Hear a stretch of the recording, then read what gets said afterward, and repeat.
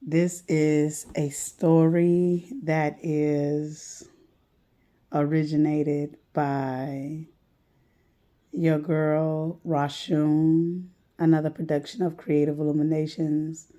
This is your dark time on the other side of the universe, energetic twilight pool. Y'all ready for these Halloween stories? Well, let me introduce you to your characters. You got Jigsaw, you got Hannibal Lecter, we got Hellraiser, aka Pinhead, we got it, aka Pennywise, we got Jason Voorhees, and we got Michael Myers that wanna proceed and come up with a new horror series for you guys to delve in on and get lost in your scary juices. So, guys, let's continue with this series of You Can Run, but You Can't Hide. Let's get into the three females that thought they could get away.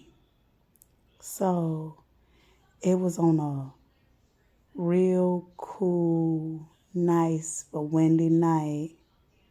There was three females, one from a lower class, one from a middle class, and one from a upper higher class. Now these females is used to, meeting men in bars and slipping them roofies, and after they have drugged masculines and sometimes feminines, they would ramshack their homes and they would steal, and they would steal like credit card numbers, money, jewelry, hacking into certain computer systems so they can get certain vulnerable information to where they can use for their own selfish needs. So one day, y'all, right? One day, they went and did what they normally do every weekend, right? They went to do what they do, and they went to a hype club. The club had everything that you could think of. Fine women, fine men, the best drinks that's in town. You would never think that you would embody or encompass the entities of the Jigsaw, of the Hannibal Lecter, of Hellraiser, of Pennywise, of Voorhees, or of Michael Myers. See, they thought that when they came across these particular entities, this one night they was at the club and they knew that their looks and their word game and their slick, conniving, maneuvering ways would put them right where they needed to be at. See, these girls are used to getting into these groupie relationships and doing a little thing strange for a little change. But y'all have to understand at the end of the day that they did it for their own selfish gain, for monetary reasons, so they can survive. These women was women who do not like to work, but like to use and like to, let me get my damn, who like to use and who like to find easier ways out in life, right? But this particular night, they came across these entities, and they was dressed and cloaked, and these fine looking young brothers I'm talking about, they was gorgeous. They gorgeous. You could not tell these women nothing. They were like they found the pick of the litter. So they proceeded with their game as they normally do every weekend, with poisoning, with slipping in roofies and, people drinks, and excuse me, and slipping roofies in people's drinks and seeing if they could just get over on these men as well. I feel like actually on this particular night, they felt that they could manipulate their situation with their lower extremities, and they didn't need any roofies this night. They thought these men were so gorgeous, so fine, and so drop dead gorgeous that they didn't use any roofies. No. They just thought they could use their charm. But see, these guys have been paying attention to what these females has been doing to these other men and women in the club, right? So these men came with an idea. See, these women didn't know that these men had a very dark past on seeking out vengeance from anybody who was causing any disruption or mayhem or despicable acts upon the people that was in the club or in general society. These were what I call the dark vengeance angels. That was the vengeance for the holy team, if you might as well say. They work for the lights, but they are also ordained in this dark energy to help bring justice. You know, God's left hand to get the dirty work done, right? Type of energy. If you feel me, you feel me. If you follow me, you follow me. Let's get on with the story. So, these women didn't know that they was being watched.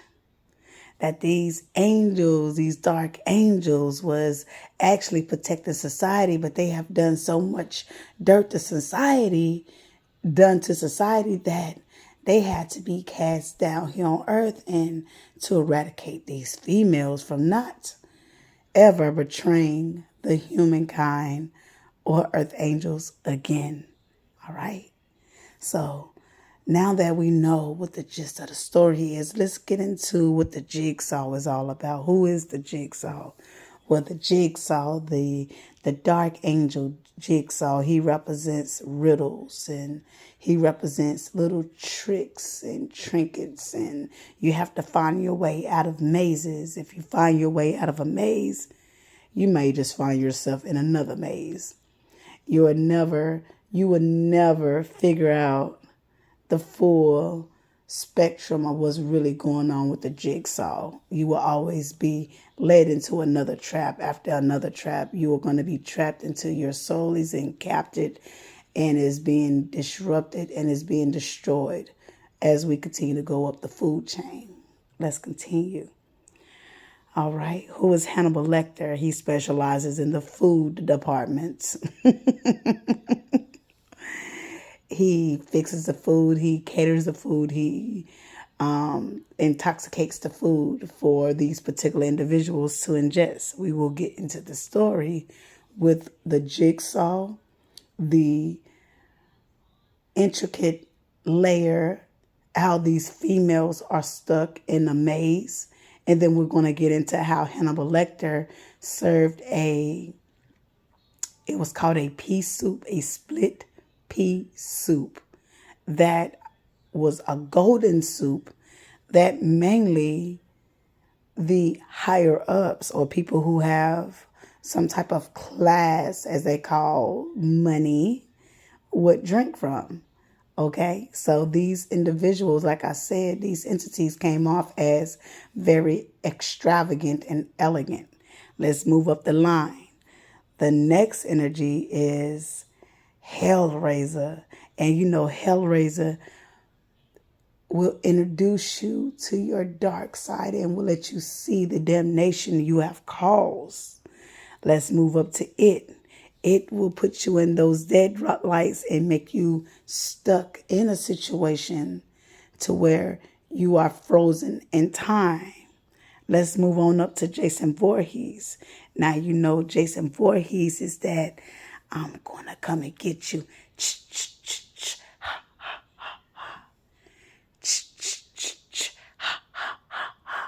Slowly and easily coming to you and deciphering your energy and decapturing you, decaptivating you, decappering.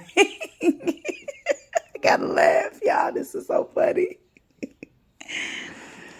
So Jason Voorhees and Michael Myers, and you know what Michael Myers is. He's good with that knife, that axe.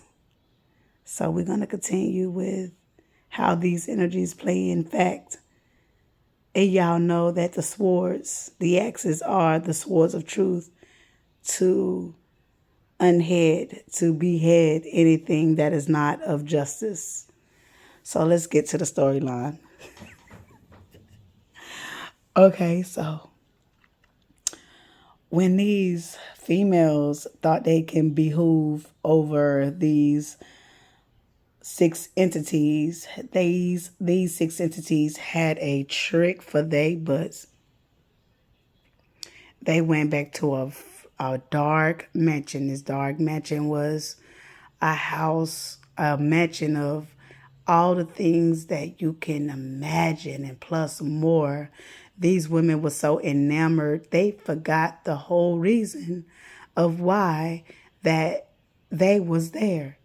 See, they have fell for their own trick, their own manipulation, their own mind fuckery, right? They was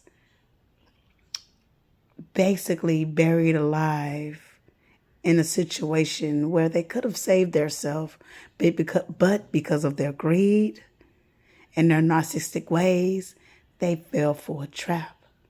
Now, these women, they came from three different classes, but they all hung together. One was poor, lower class. One was middle class, had a little bit of money. And one was higher class, had, a little bit of fortune and fame. And was the what I want to say, the head of the crew who mainly made the decisions on how to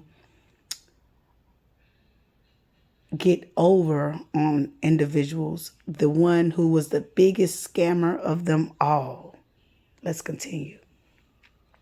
See, they didn't realize when they encountered Jigsaw that Jigsaw put them in a maze, put them in a labyrinth, put them in a situation to where they could not escape. They was three mouses that was running around, and all three different hells that they experienced was of their own demise. They buried themselves alive once again.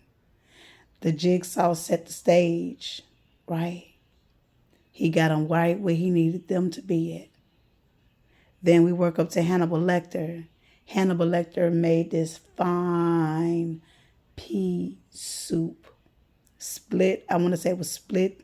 It is called the split pea soup. Golden split pea soup. And I feel like he spit in it too.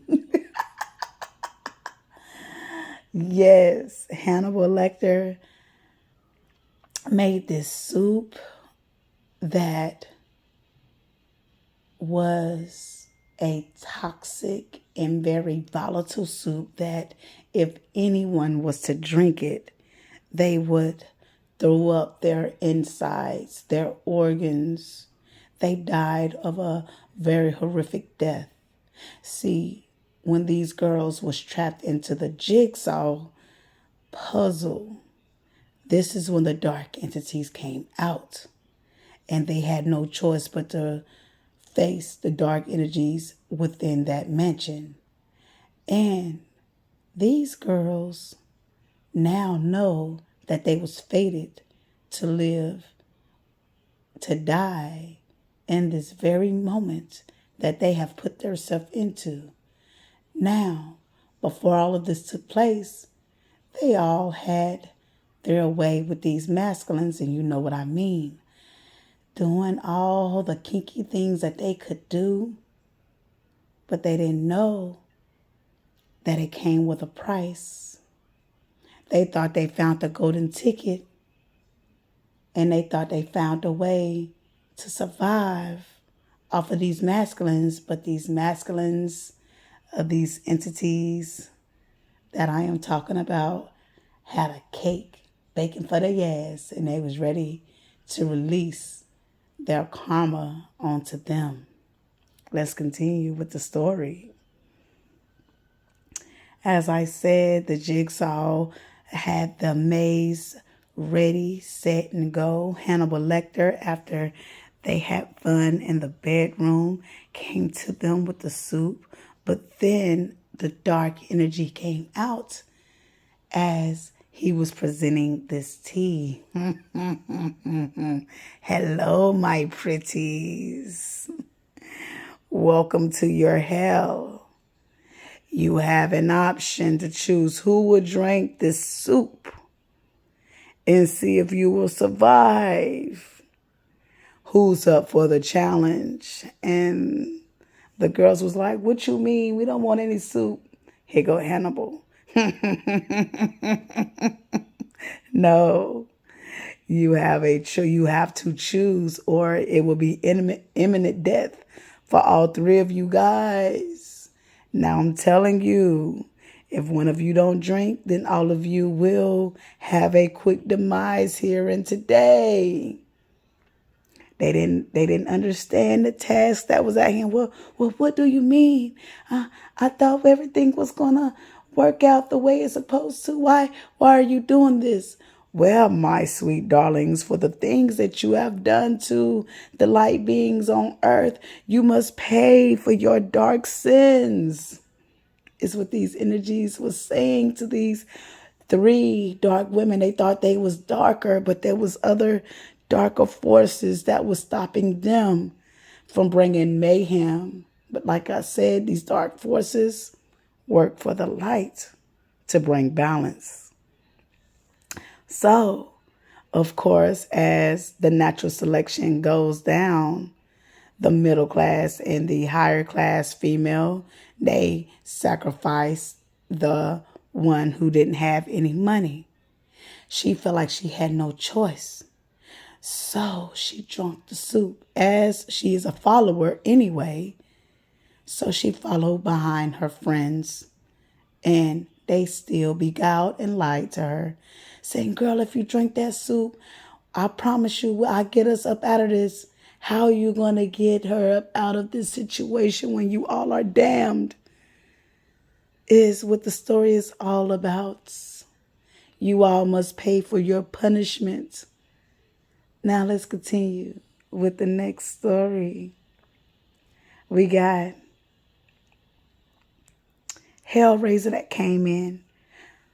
Okay, so Hellraiser comes into the storyline as the servant one is drinking her soup. She then, within the matter of minutes, throw up her organs, dies of a violent death. Blood is everywhere, pus is everywhere, organs is everywhere. She is immediately in a canatopic, I think, canatopic stage, to where she has lost everything in her senses in her body. So now these girls are screaming, and they are irate. They don't know which way to go. How do we get out of this? And Hellraiser appears to be, you have stricken yourself in your own personal hell. Every demonic thing that you have done, you must relive it in your own hell, your own grave, as we continue to explore through all of your misconducts you did in life. You must pay, just like the three ghosts of Christmas. They had to go and relive each moment piece by piece and see the horrific things that they have done to masculine and feminines by taking from them and stealing from them, poisoning them, and at times killing them with their poisonous ways. As Hellraiser continues to come in, he introduces it. It was showing them why they are stuck in this bottomless pit. It, Pennywise, was like, it's like this, you my lovely darlings. You played jokes, you played heinous crimes, and you thought you was going to get away with this, but now you're stuck in the deadlights. You're stuck in the deadlights of your own sins, and now you must pay. And a balloon is set off. As they know, they follow this balloon and they get stuck inside of this maze. They lose thought for a second, not realizing, or they gain realization that their friend had passed away, but they now realizing that they are in their own demise and their own hell. Yes, Pennywise got them stuck in their deadlights now. And now that Pennywise has finished his journey, we move on up to Jason Voorhees. After they have waken up with 1, 2, 3 of a snap, they rush at the house. We gotta run. We gotta run. We got to get the hell out of Dodge. So they get the hell out of Dodge, y'all. They thought they was going somewhere. Look at here. Jason was goddamn coming behind them just as slow and just as eloquently as can be with the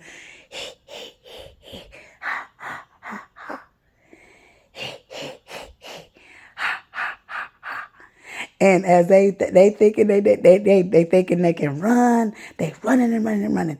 They thinking like, oh, if we can get to this Jeep fast enough. They get to the Jeep. They find the keys to the Jeep. But when they get the keys, they drop the keys and they drop the keys and they pick the keys back up and they fumbling with the doorknobs and they trying to get the door unlocked and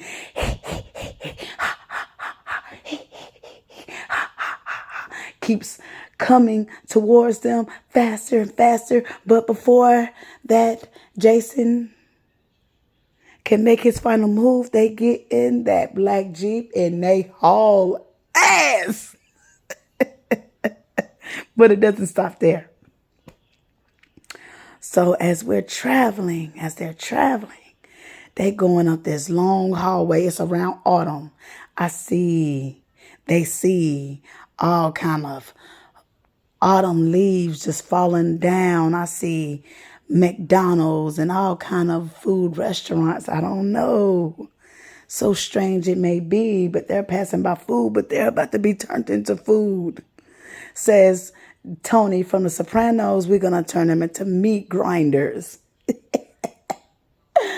These women are meant to be in meat grinders. Their face is going to be matted and grinded to their existence. It's over with. It's what the energies are saying. But let's finish the story. So they travel, and then they finally run out of gas. Oh my God, they finally run out of gas. And Jason's still on their heels with the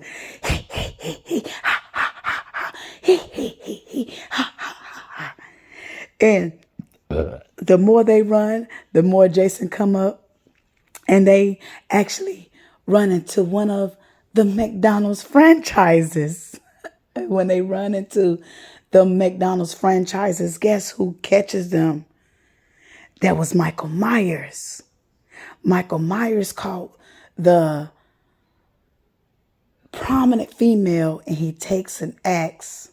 He lays her body across a slab on a steel table.